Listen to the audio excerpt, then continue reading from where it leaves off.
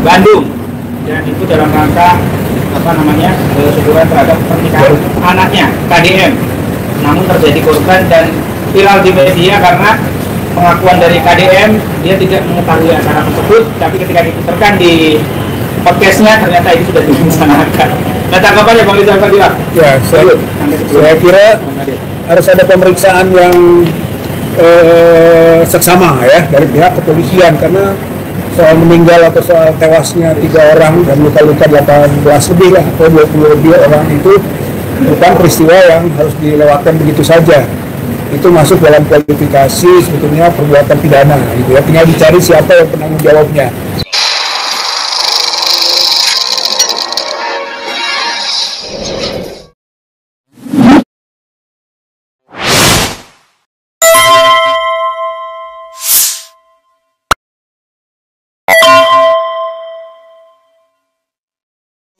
Yang jelas itu anak dari Deddy Mulyadi, Gubernur Jawa Barat, yang perempuan, yang laki-laki, dan yang perempuannya anak Irjen Pol Karyoto, gitu kan, Pak Kapolda Metro Jaya, gitu kan, berbesanan keduanya.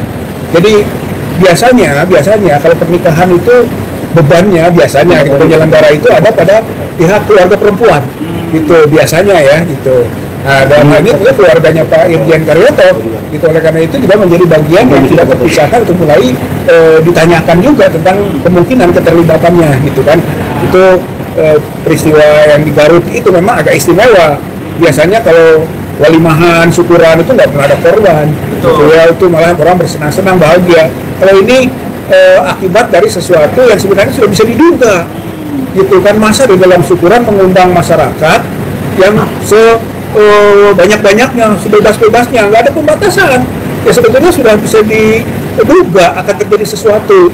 Itu kalau di dalam hukum namanya dolus eventualis, itu ya, satu kesengajaan yang bisa diduga kemungkinannya terjadi sesuatu. Gitu. Jadi sebenarnya itu masuk kategori pembunuhan juga. Itu 338 KUHP, gitu ya. Kalau memang dikejar lebih lanjut, gitu kan, dibuktikan. Jadi Deddy Mulyadi yang tadinya bilang tidak tahu, gitu kan, acara itu, dan tadi kan sudah disampaikan bahwa ternyata tahu. Memang tanggal 16 dia berdiskusi dengan anaknya yang laki-laki itu. Katanya kalau kita mengundang warga mah jangan disatukan dengan walimahan, kita agendakan acara tanggal 18 hari Jumat, begitu bisa. Katanya dikaitkan dengan soal seni ya, sehingga dia menyebut begini bahasanya, warga itu biarkan sepuas-puasnya makan, sepuas-puasnya nonton, sepuas-puasnya tertawa, begitu. Berarti memang itu agenda yang direncanakan, gitu. Soal itu hanya yang jadi masalah bahwa seninya itu nonton dan tertawa itu malam hari, dan nggak mungkin kalau rasionalnya ini kalau makan diagendakan malam hari. Jadi sudah direncanakan makan itu siang hari. Akibatnya di hari Jumat warga membludak, kemudian terjadi desak-desakan, tewaslah 3 orang itu. Jadi ini perlu dikejar, diperiksa. Mungkin penyelenggara ataupun pihak yang biasa menjadi penanggung jawab itu adalah keluarga perempuan, ya ini keluarga Irjen Karyoto harus diperiksa, keluarganya Deddy Mulyadi harus diperiksa. Bahwa nanti siapa penanggung jawab utama, yaitu soal hasil pemeriksaan kepolisian, dalam hal ini Polda Jawa Barat. Bang Herman Kadir, kan sejauh ini kita belum ada info lagi. Tadi kalau diusulkan Bang Rizal Fadilah kan harus segera diperiksa karena ini menyangkut hilangnya nyawa ya seseorang. Tapi kita belum dapat info lebih lanjut tentang pemeriksaan ini. Dan kita tahu bersama hari ini aparat nampaknya agak sulit untuk kita percayai dan soalnya ini dalam kasus yang berkaitan langsung dengan Kapolda. Jadi, jawab ya? Ya. Jadi ini masuk kategori delik umum. Kalau delik umum itu artinya tanpa ada lapor, polisi bisa mengambil tindakan langsung. Ya, bisa mengambil tindakan langsung. Jadi kalau pasalnya bisa masuk pasal 359 KUHP tentang kelalaian menyebabkan kematian orang lain. Nah, ini juga bisa masuk kelalaian pasal 360 kelalaian menyebabkan orang luka-luka parah. Ya. Nah, itu 360-nya. Kalau 361-nya kerugian harta bendanya hilang akibat kelalaian ini. Nah, itu bisa masuk ini. Kalau pasal ini si Gubernur Jawa Barat ini berikut anaknya bisa kena. Kalau bisa, karena dia yang mengundang masyarakat ramai, perkumpulan ya. apalagi kalau undangan itu tanpa izin. Nah, kalau tanpa izin bisa diperbaiki lagi, masuk 338 nanti kita bisa 20 tahun hukumannya itu.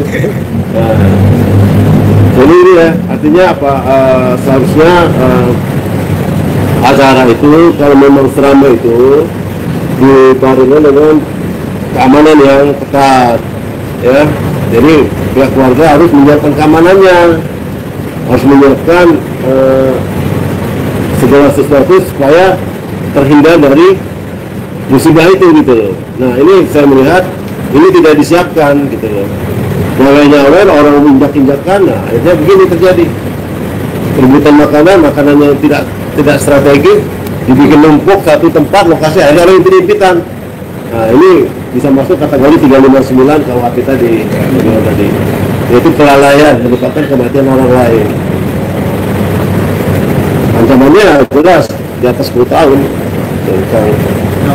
Ya, itu aja yang bisa saya sampaikan. Nah, Bang Rizal, ya, jika apa yang disampaikan Bang Rizal dan Bang Herman tadi ini tidak diindahkan ya, karena kan kita tahu bersama ini kasusnya agak cukup besar ya, karena ini melibatkan dua tokoh penting di negeri ini yang pertama apa namanya Irjen Pol Karyoso, yang kedua adalah Kang Deddy Mulyadi, apalagi Kang Deddy Mulyadi sekarang sedang di blow up di media sosial ya, dan kemungkinan nanti akan terus naik di media sosial. Kira-kira apakah mungkin ini bisa sebagaimana tadi dijelaskan oleh Bang Rizal dan Pak Kadir kalau kita melihat kondisi yang sekarang? Ya, saya kira tergantung publik, tergantung masyarakat ya, dan juga pihak keluarga korban. Saya kira pihak keluarga korban juga harus menyadari bahwa ini bukan delik aduan tadi, bukan harus dilaporkan, diadukan, bahkan kalaupun dimaafkan oleh pihak keluarga itu tidak menghapuskan pidananya, karena ini adalah kepentingan umum, delik umum tadi yang disampaikan oleh Bang Herman Kadir gitu. Jadi tergantung nanti publik melakukan pengawasan gitu kan, dan saya kira sebagai pemimpin baik itu Irjen Karyoto maupun Deddy Mulyadi itu kan justru harus memberi contoh. Menurut saya di sini ada tantangan untuk memberi contoh kepada publik tentang kepatuhan hukum dan kesiapan tadi untuk melakukan siap untuk diperiksa secara hukum. Saya kira ini suatu hal yang menjadi tantangan bagi keduanya gitu, dan terus bagi Deddy Mulyadi ini pelajaran juga gitu kan. Beliau itu biasanya gandrung terhadap pencitraan gitu kan, banyak kasus-kasus yang kecil pun bisa dibesarkan gitu kan. Nah sekarang jangan sampai terbalik, kasus besar dikecilkan gitu ya. Saya kira ini adalah momen masyarakat untuk menuntut gitu kepada pihak-pihak itu untuk lebih terbuka gitu kan tentang siapa penanggung jawab akhir. Dan memang ini kan pasal bisa kena pasal 55 mungkin banyak kan ya, karena ada keterlibatan banyak orang, 55, 56 artinya delming ya, artinya kebersamaan pelaku, siapa yang membersamai, siapa juga yang menyuruh. Nah itulah potensialnya semacam Deddy Mulyadi atau mungkin keluarga dari pihak perempuan Karlima ya, itu ikut bersama-sama. Saya kira kemungkinan seperti itu jangan ditutup gitu, bahwa ini tidak mungkin dilakukan oleh satu orang saja, misalnya pengaman aparat setempat. Belum tentu siapa yang memiliki ide gitu kan tentang kegiatan makan siang gratis itu, atau kalau memang itu awalnya malam, siapa yang memindahkan jadi siang. Semuanya adalah perlu dikejar gitu kan, dan hal itu jangan sampai hanya dibebankan kepada pelaksana lapangan, jangan, karena ini juga jadi tanggung jawab kebersamaan kan gitu ya. Dalam hal ini malah perlu Deddy Mulyadi, mungkin juga Irjen Karyoto memberi contoh sebagai orang yang taat hukum. Dan kalau memang bersalah, terimalah kesalahan itu. Terakhir nih, Bang Herman Kadir mungkin sekaligus kita menutup. Bang Herman Kadir, harapannya kepada masyarakat Jabar yang menyaksikan kasus ini khususnya ya, karena ini di wilayahnya Pak KDR, apa nanti habis itu silakan Bang Rizal. Selama kalau tidak ada respon dari penegak hukum dan dari kepolisian Polda Jawa Barat, saya berharap masyarakat Jawa Barat, terutama keluarga yang korban segera melaporkan ke pihak yang berwajib, apakah di Polres, apakah di Polda gitu. Yang kedua, karena ini banyak yang dirugikan, banyak apa, bisa masuk ke gugatan perdata. Perdatanya bisa class action, jadi bisa meminta-minta ganti rugi, Kang Deddy-nya, itu masyarakatnya. Kenapa? Memang saya lihat ini memang Kang Deddy ini ada kurang simpati dengan Islam gitu. Iya. Agak sinis dengan Islam dalam kepemimpinannya ini. Karena rumah sakit itu simbol-simbol Islam diganti dengan yang lain, dengan bahasa Indonesia. Ada jelas namanya apa? Olas Asih dari Al-Ihsan diganti Olas Asih. Tak apa lagi nanti, mau diganti semua nanti. Kalau masjid-masjid nanti diganti semua. Masjid Mujahid diganti masjid perjuangan. Bisa aja. Aduh, ini itu aja kan ya bisa saya sampaikan. Terima kasih. Masyarakat sini gimana? Saya kira soal Masyarakat rumah sakit, ya, saya kira rumah sakit itu kan jadi masalah yang sedang dikritisi oleh masyarakat, ya gitu ya. Kalau penggantian nama rumah sakit Islam itu punya historis, bahwa itu adalah produk para ulama, para umat Islam dan pemerintah yang bersatu menamakan Al-Ihsan. Kemudian dibuat perda, itu kan peraturan daerah nomor 23 tahun 2008 tentang rumah sakit umum daerah, ya, RSUD Al-Ihsan. Tiba-tiba dengan SK GUM, gitu kan, jadi membuat penggantian nama jadi rumah sakit umum daerah Welas Asih, gitu. Saya kira itu nggak bisa, itu melanggar hukum itu. Makanya perlu dikejar aspek hukumnya ini, bagaimana SK GUM bisa mengalahkan perda, gitu. Perda lebih tinggi. Di sini juga tuntutan bagi anggota DPRD, mereka diinjak-injak, mereka dilecehkan, gitu kan, dengan penggantian nama itu. Dan alasan bahwa itu adalah berkaitan dengan nilai-nilai budaya, saya kira berlebihan itu, seolah-olah membenturkan antara nilai budaya dengan nilai agama. Kalau semestinya DNI itu bikin aja rumah sakit baru, namanya rumah sakit Welas Asih yang sudah lama ada dan diproduk umat Islam dan ulama. Rumah sakit Al-Ihsan tetap saja gitu. Ini mah ketidakbecusan membuat rumah sakit, kemudian mengambil rumah sakit yang ada, mengambil oper nama dengan alasan budaya. Itu namanya alat budaya gitu. Budaya itu nggak boleh dibenturkan dengan agama gitu. Jadi sikapnya Deddy Mulyadi ini kualifikasinya Islamofobia gitu. Dia benci, dia takut, tidak suka kepada atribut-atribut Islam. Saya kira umat Islam pasti akan marah menghadapi pola-pola penggantian hal seperti itu. Gitu ya. Jadi demikian. Jadi kelihatannya ini juga direaksi oleh umat Islam di Jawa Barat, gitu kan, tentang penggantian nama RSUD Al-Ihsan menjadi rumah sakit umum daerah Welas Asih. Bahkan ada yang jelek itu, dia menyebut toh Allah juga Rahman dan Rahim, Welas Asih. Beda, sifat-sifat Allah itu Rahman Rahim. Kalau hamba itu Abdur Rahman, Abdur Rahim, Baitur Rahman, Baitur Rahim. Nggak bisa disebut Maha, gitu kan? Masa disebut Maha rumah sakit yang disebut Welas Asih itu? Jadi saya kira dari aspek budaya juga menyimpang, dari aspek agama apalagi, aspek hukum juga Deddy Mulyadi melakukan pelanggaran hukum gitu dengan mengubah perda oleh SK GUM gitu. Saya kira ini pasti umat akan marah dan umat akan melakukan reaksi.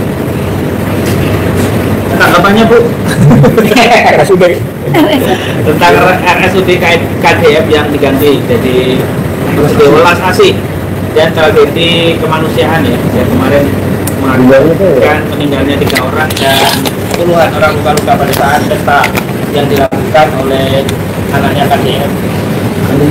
Kang Deddy Mulyadi di Garut. Silakan. Kita tar lagi. Aku Pak, Bang deh. Iya, langsung aja Bu. Beres ya. Assalamualaikum warahmatullahi wabarakatuh. Prinsipnya sebenarnya kita patut belasungkawa untuk persoalan ini.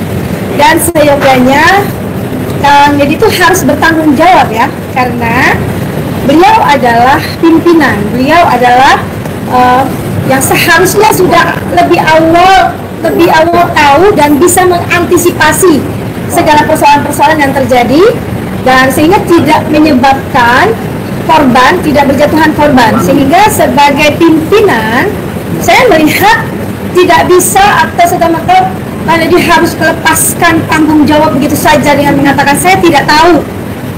Kok mudahnya seorang pimpinan mengatakan, menjawab saya tidak tahu mengenai soal itu.